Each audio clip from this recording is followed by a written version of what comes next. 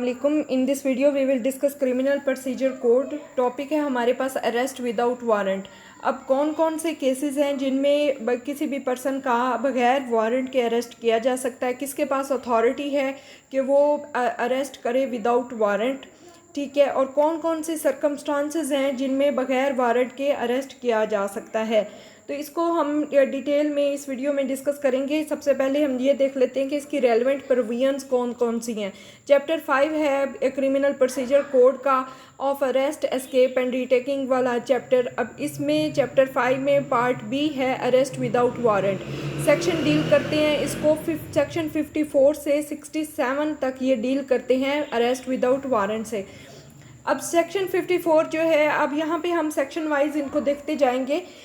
और यहाँ जैसे ही, क्योंकि ये प्रोसीजरल लॉ है तो इसमें हम प्रोसीजर को ही फॉलो करेंगे। इसमें ज़्यादा लंबी चौड़ी एक्सप्लेनेशन नहीं होती। ज़्यादा से ज़्यादा है कि कोई केस लॉ वगैरह अगर है तो वो आप मेंशन कर सकते हैं, उसके साथ रेफ़र कर सकते हैं। तो अब ये कहता है कि अंडर सेक्शन 54, अब 54 सेक्शन कहता है कि कब पुलिस जो है बग़ैर वारंट के किसी पर्सन को अरेस्ट कर सकती है। इसमें वो कहता है कि कोई भी पुलिस ऑफिसर जो है बग़ैर मजिस्ट्रेट के ऑर्डर के, बग़ैर वारंट के अरेस्ट कर सकता है। किन को अरेस्ट कर सकता है? ऐसे पर्सन को जिसके बारे में हो कि he has been concerned in cognizable offence, उसने कॉग्निजेबल ऑफेंस में वो कंसर्न्ड हो, या फिर ऐसा पर्सन जिसके अगेंस्ट कोई कंप्लेन जो है वो की गई हो, या क्रेडिबल इंफॉर्मेशन पुलिस ऑफिसर को रिसीव हो कि इसने कोई कॉग्निजेबल ऑफेंस जो है वो कमिट किया है, या रीज़नेबल सस्पिशन जो है उस पर्सन के अगेंस्ट पाया जाए कॉग्निजेबल ऑफेंस का, या तो फिर क्या है कि ऐसे पर्सन को पुलिस जो है बगैर वारंट के अरेस्ट कर सकती है। सेकेंडली वो कहता है कि ऐसा पर्सन जिसकी पोजेशन में बग़ैर किसी लॉफुल एक्सक्यूज़ के, बग़ैर किसी लीगल अथॉरिटी के उसके पास ऐसे इम्प्लीमेंट्स हों, ऐसे मतलब इंस्ट्रूमेंट्स हों जो कि हाउस ब्रेकिंग में इस्तेमाल हो सकते हों, या हुए हों, या हो रहे हों, तो फिर क्या है कि ऐसे पर्सन को भी पुलिस जो है बग़ैर वारंट के अरेस्ट कर सकती है। नेक्स्ट वो कहते हैं कि ऐसा पर्सन जो कि प्रोक्लेम्ड ऑफेंडर हो, चाहे वो उसको अंडर क्रिमिनल प्रोसीजर कोड के तहत उसको प्रोक्लेम्ड ऑफेंडर डिक्लेयर किया गया हो, या प्रोविंशियल गवर्नमेंट के ऑर्डर के अंडर प्रोक्लेम्ड ऑफेंडर डिक्लेयर किया गया, तो ऐसे पर्सन को भी पुलिस ऑफिसर जो है बगैर वारंट के, बगैर मजिस्ट्रेट के ऑर्डर के अरेस्ट कर सकता है। आगे वो कहता है नेक्स्ट कि ऐसा पर्सन जिसकी पोजेशन में कोई स्टोलन प्रॉपर्टी जो है वो पाई गई हो, या रीज़नेबल सस्पिशन हो कि इसकी पोजेशन में स्टोलन प्रॉपर्टी है, तो फिर क्या है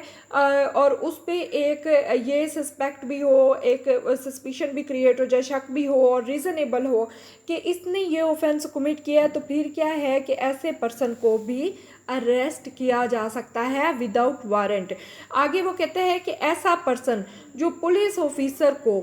अपनी जब वो ड्यूटीज़ परफॉर्म कर रहा होता है, ठीक है, उसकी ड्यूटी परफॉर्म करने में उसे ऑब्स्ट्रक्ट करे, रोके, रुकावट बने, या फिर अगर वो पुलिस ऑफिसर जो है वो किसी पर्सन को मतलब अरेस्ट करना चाह रहा है या उसको पकड़ना चाह रहा है, तो फिर क्या है कि या फिर वो पुलिस ऑफिसर ने पकड़ लिया, ठीक है, लॉफुल कस्टडी से वो भाग गया हो, ठीक है, बचने की कोशिश करे, ये और इसमें क्या है कि ऐसे पर्सन को भी पुलिस बगैर वारंट के अरेस्ट कर सकती है। आगे वो कहता है कि ऐसा पर्सन जिसके बारे में रीज़नेबल सस्पिशन हो और सस्पेक्टेड हो कि ये आर्म्ड फोर्सेस से भागा हुआ बंदा है, ये भगोड़ा है, तो फिर ऐसे पर्सन को भी पुलिस बगैर वारंट के अरेस्ट कर सकती है। नेक्स्ट हमारे पास आ गया है, वो कहता है कि ऐसा पर्सन जिसके बारे में कोई कंप्लेन आई हो, रीज़नेबल कंप्लेन हो, या फिर क्रेडिबल इंफॉर्मेशन रिसीव हो, या फिर उसके बारे में बहुत ही रीज़नेबल सस्पिशन हो, शक शुबा पाया जाता हो कि इसने कोई ऐसा एक्ट किया है कि अगर ये पाकिस्तान में वो एक्ट कमिट करता तो वो ऑफेंस पनिशेबल होता, तो फिर यहाँ पे क्या है कि उस पर्सन को भी अरेस्ट किया जा सकता है बगैर वारंट के। फिर वो कहता है कि ऐसा पर्सन जो कि any release convict committing a breach of any rule, अब release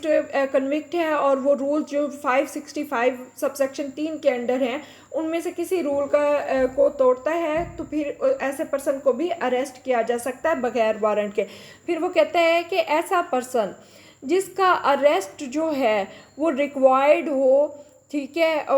whose arrest requisition has been received from another police, एक दूसरा पुलिस ऑफिसर जो है वो रिक्वेस्ट करे कि इस बंदे को अरेस्ट करो तो उसको भी अरेस्ट किया जा सकता है बगैर किसी वारंट के।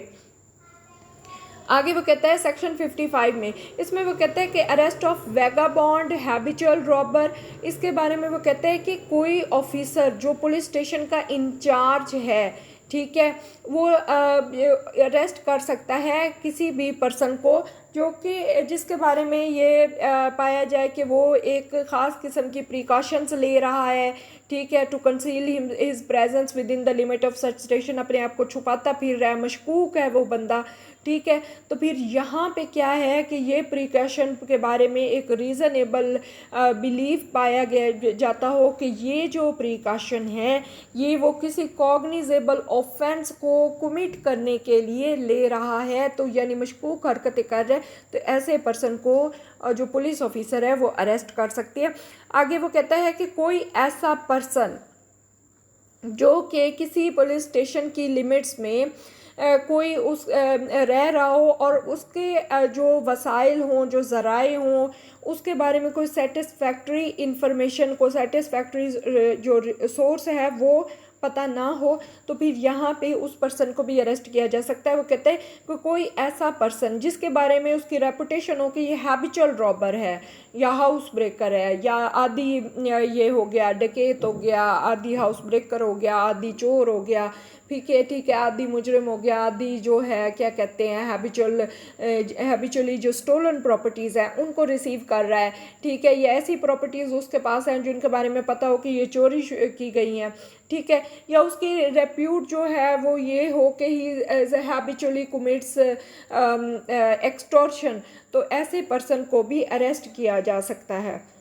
अब आगे हमारे पास आ जाता है सेक्शन 56। सेक्शन 56 में वो कहता है कि procedure when police officer depute subordinate to arrest without warrant. अब यहाँ पे वो कहता है कि जब एक पुलिस ऑफिसर अपने सबऑर्डिनेट को इख्तियार दे देता है कि वो किसी पर्सन को जाके बगैर वारंट के अरेस्ट कर ले तो उसमें क्या प्रोसीजर फॉलो होता है। इसमें वो कहता है कि एक पुलिस ऑफिसर जो कि इन्वेस्टिगेशन कर रहा है अपने किसी सबऑर्डिनेट को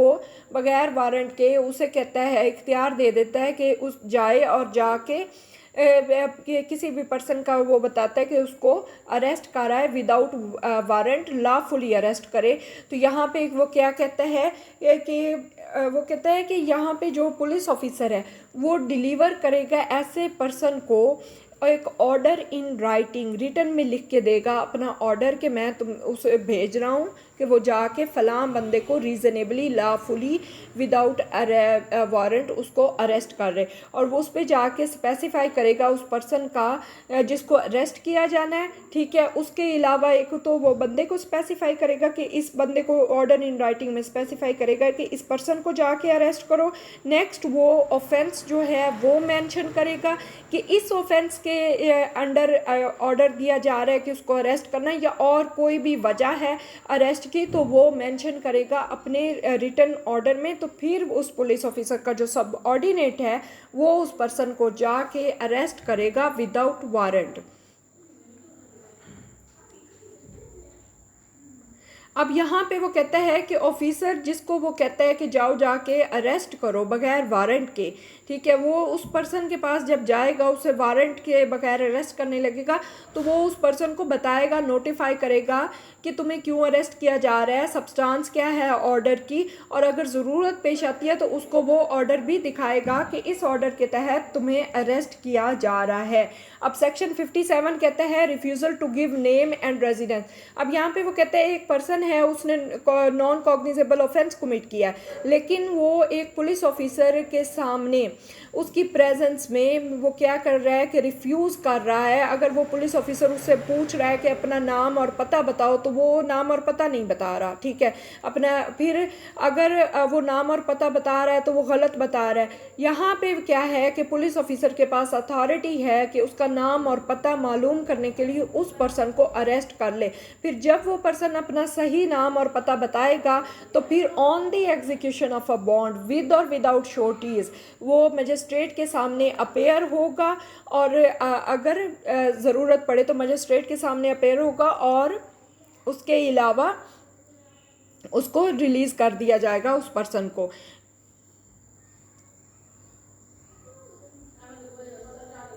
आगे हमारे पास आ जाता है सेक्शन 58 में वो कहता है कि pursuit of offenders into other jurisdiction. अब वो कहता है एक पुलिस ऑफिसर है, उसके पास एक पर्सन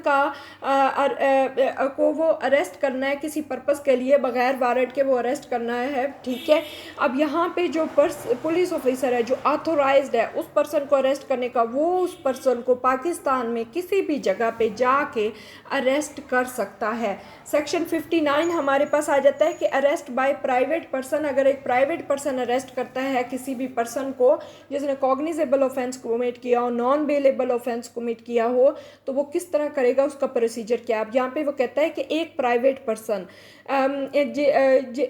किसी भी ऐसे पर्सन को जिसने नॉन बेलेबल और कॉग्निजेबल ऑफेंस कमिट किया है, तो उसके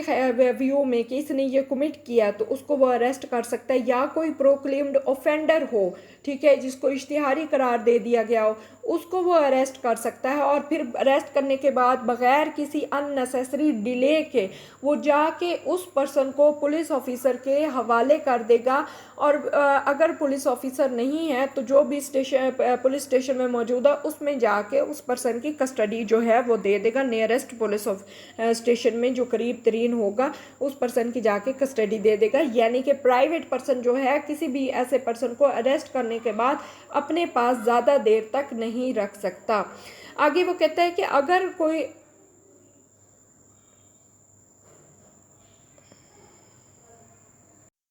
कोई ऐसा पर्सन है उसने नॉन कॉग्निजेबल ऑफेंस कमिट किया, लेकिन वो मुसलसल इनकार कर रहा है किसी भी पुलिस ऑफिसर की डिमांड पे अपना नाम और पता देने का, या फिर गलत नाम और पता दे रहा है, तो फिर जैसे कि पहले प्रोसीजर बताया गया कि उस पर्सन को अरेस्ट कर लिया जाएगा। फिर जब वो अपना सही नाम और पता बता देगा तो फिर क्या है कि उसे ऑन बॉन्ड विद और विदाउट श्योरिटीज़ जो है छोड़ दिया जाएगा, और मजिस्ट्रेट के सामने उसको पेश किया जाएगा और फिर उसको रिलीज़ कर दिया जाएगा। अब यहाँ पे वो कहता है कि अगर कोई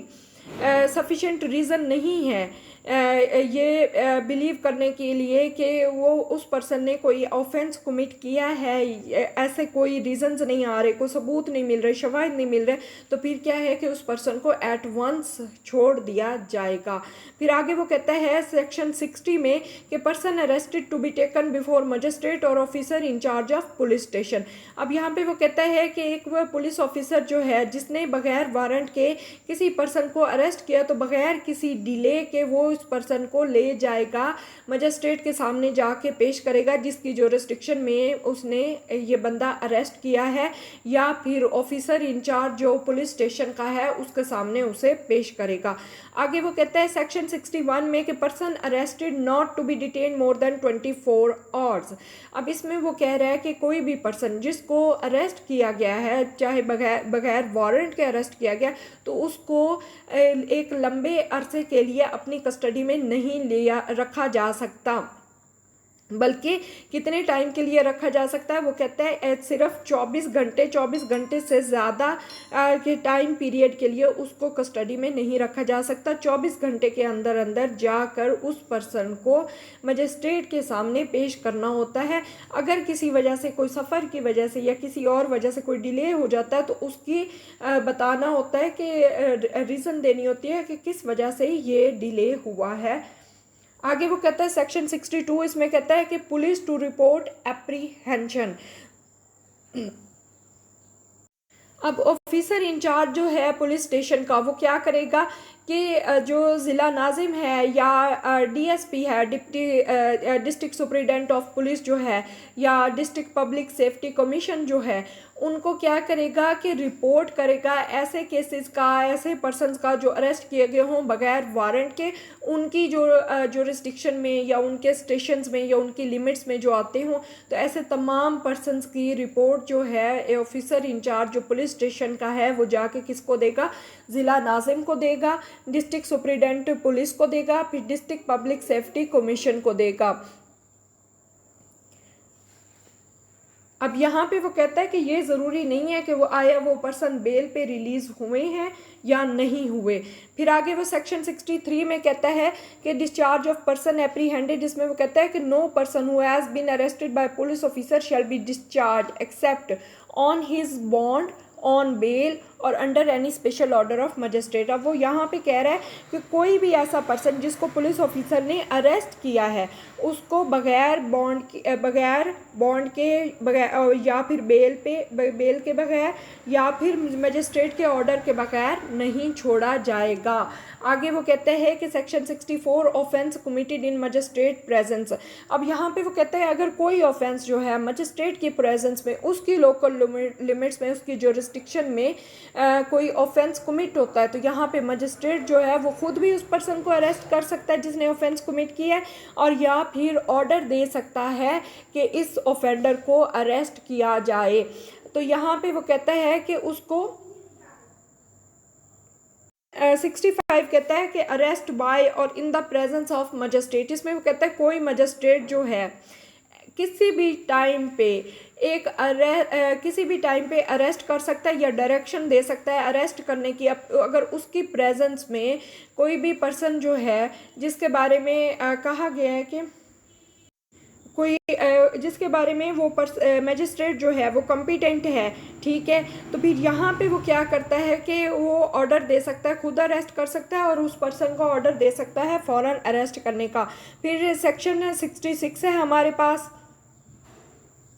है कि अगर कोई पर्सन जो लॉफुल कस्टडी में है वो भाग जाता है, ठीक है, या उसको बचा लिया जाता है, भगाया जाता है, तो फिर यहाँ पे वो कहता है कि जिस पर्सन की कस्टडी में होगा, उस कस्टडी से वो भागा होगा, तो वो इमीडिएटली क्या है कि उस पर्सन को किसी भी पाकिस्तान में किसी भी जगह पे जाके वो अरेस्ट कर सकता है।